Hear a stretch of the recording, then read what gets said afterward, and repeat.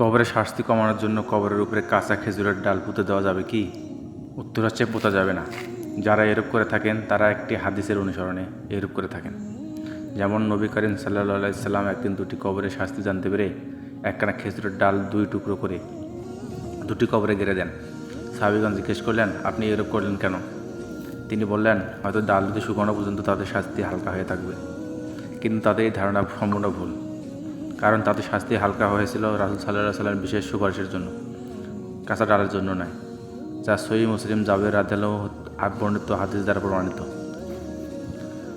কাঁচা খেজুরের ডাল বা অন্য কোনো কাঁচা ডাল গেড়ে কবরের শাস্তি হালকা হবে বলে ধারণা একেবারে ভ্রান্ত।